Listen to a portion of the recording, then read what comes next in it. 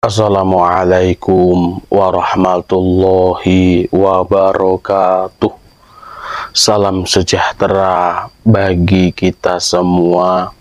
Salam rahayu, rahayu, rahayu.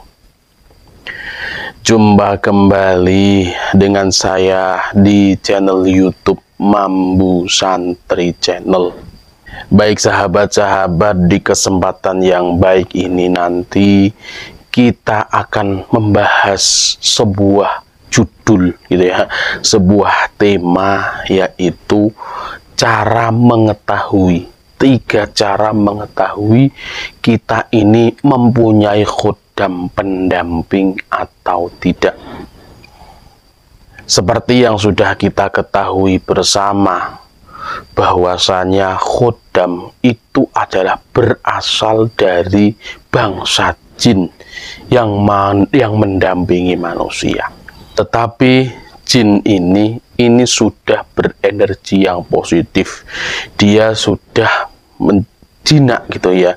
Jadi dia itu berasal dari jin yang baik, jin yang bagus.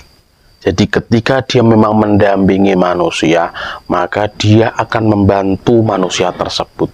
Dia akan menyelamatkan manusia tersebut dari musibah atau membantu ketika ada mara bahaya. Itu yang dinamakan khodam.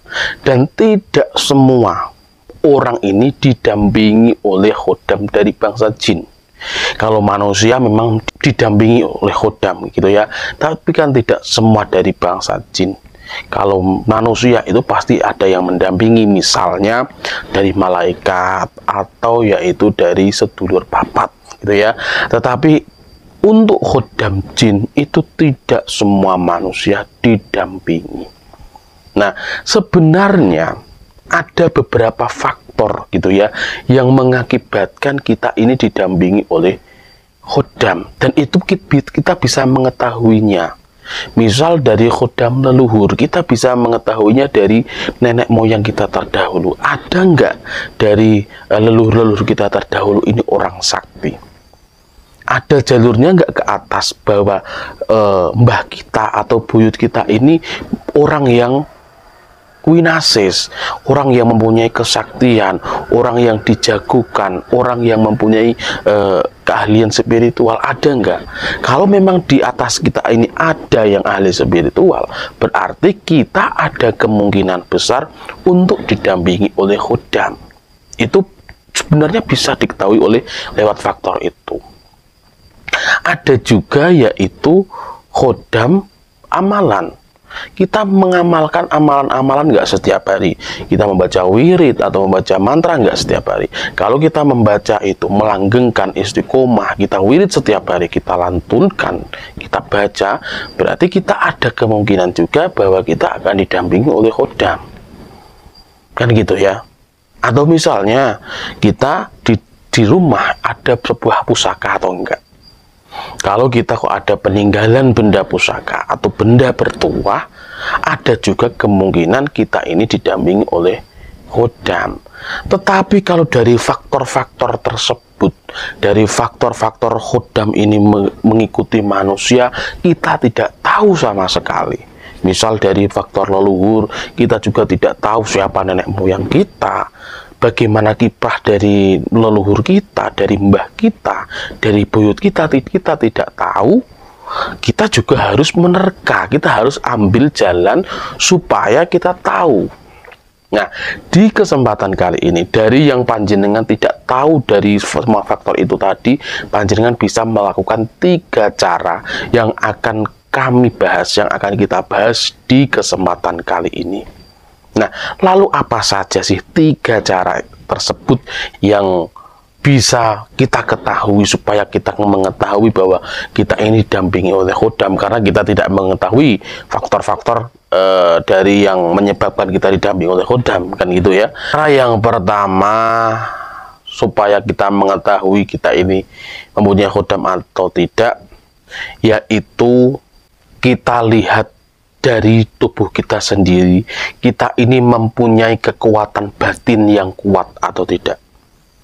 Kalau kita mempunyai kekuatan batin yang kuat, kalau kita mempunyai insting yang sangat kuat gitu ya, kita mempunyai firasat yang sangat kuat, kita peka terhadap makhluk gaib, kita peka terhadap dunia gaib, kita peka terhadap apa yang terjadi. Kalau kita merasakan seperti itu di dalam tubuh, itu bisa jadi panjenengan didampingi oleh khodam. Ya, kalau panjenengan merasakan di dalam tubuh panjenengan kok panjenengan ini mempunyai kekuatan batin gitu ya, kemudian panjenengan juga memiliki peka terhadap alam gaib, misal panjenengan lewat di tempat yang angker, panjenengan bisa merasakan energi yang ada di situ. Oh, kok hawanya hangat, kok hawanya dingin, itu panjenengan bisa merasakan, itu namanya peka. Dan kalau memang panjenengan sudah bisa merasakan seperti itu, ada kemungkinan besar panjenengan ini didampingi oleh khodam. Ada lagi panjenengan seumpama mempunyai firasat yang kuat. Misal panjenengan kok mempunyai firasat atau mempunyai pemikiran bahwa ini sebentar lagi ini akan ada hujan. Misal di musim kemarau, tetapi panjenengan merasakan akan ada hujan, dan kemudian 2 atau 3 jam ada hujan, itu panjenengan berarti firasatnya sangat kuat gitu ya, instingnya sangat kuat. Nah, ini ada kemungkinan bahwa panjenengan ini didampingi oleh khodam. Itu cara yang pertama yang bisa kita lakukan. Kemudian cara yang selanjutnya, cara mengetahui kita mempunyai khodam atau tidak, kita bisa melihat tubuh kita sendiri. Kita biasanya kalau didampingi oleh khodam, itu sorot mata ini akan tajam dan juga berwibawa. Nah, kita mempunyai nggak sorot mata yang tajam?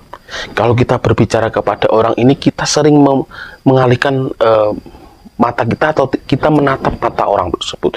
Kalau kita berbicara kepada sosok orang, kok mata kita melihat matanya atau kita berpandangan, itu berarti sorot mata panjenengan ini sangat kuat dan sangat tajam. Karena apa?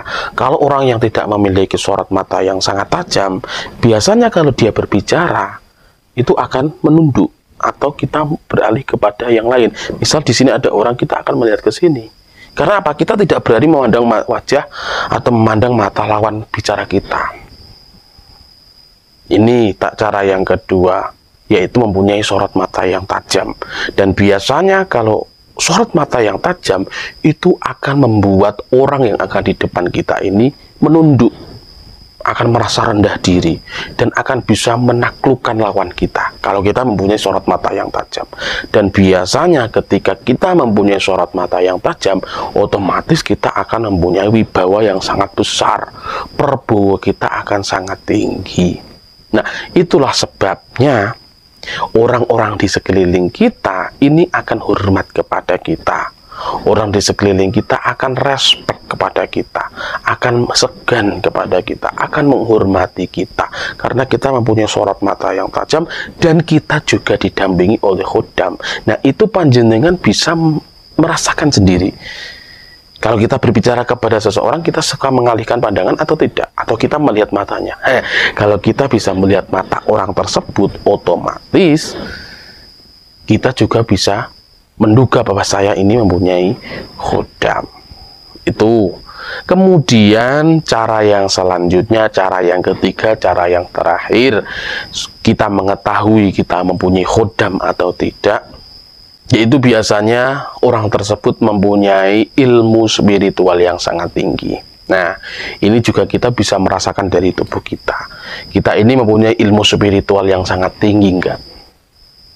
Ilmu spiritual di sini tidak ilmu perdukunan ya sahabat. Ilmu spiritual ini adalah ilmu yaitu yang bisa mendekatkan diri kepada Tuhan, yang bisa kita ini melakukan atau melaksanakan perintah-perintah Tuhan.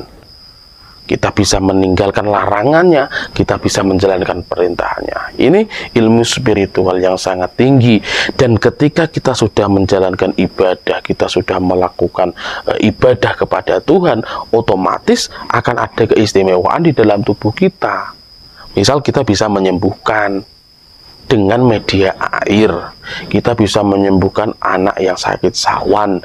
Kita bisa menyembuhkan orang kesurupan dengan izin Tuhan, dengan kehendak Allah Subhanahu wa Ta'ala. Nah, kalau panjenengan bisa merasakan seperti itu, bahwa di dalam tubuh panjenengan ini ada ilmu spiritual yang tinggi, berarti ada kemungkinan besar panjenengan itu didampingi oleh khodam pendamping. Nah, itulah sahabat-sahabat 3 cara untuk mengetahui kita ini mempunyai khodam pendamping atau tidak. Nah, ketika panjenengan sudah merasakan 3 cara tersebut atau 2 dari 3 tersebut, panjenengan bisa merasakan dan panjenengan masih mamang, panjenengan cari guru spiritual, panjenengan cari guru pembimbing, tanyakan saya ini ada khodam atau tidak, gitu ya. Jadi jangan panjenengan hanya menerka-nerka, tapi kalau panjenengan sudah merasakan tanda-tandanya seperti itu, panjenengan cari guru pembimbing, panjenengan cari guru spiritual. Wallahu a'lam bishawab. Tetap ya sahabat, panjenengan serahkan semua kepada Tuhan,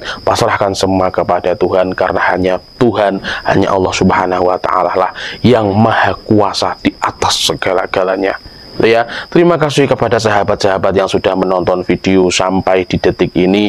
Apabila ada kebenaran dalam penyampaian saya, itu semata-mata adalah pertolongan Tuhan yang Maha Kuasa, dan apabila ada kesalahan dalam penyampaian saya, itu semata-mata adalah kebodohan dan kekurangan saya pribadi. Saya minta maaf yang sebesar-besarnya. Salam rahayu, rahayu, rahayu. Wassalamualaikum warahmatullahi wabarakatuh.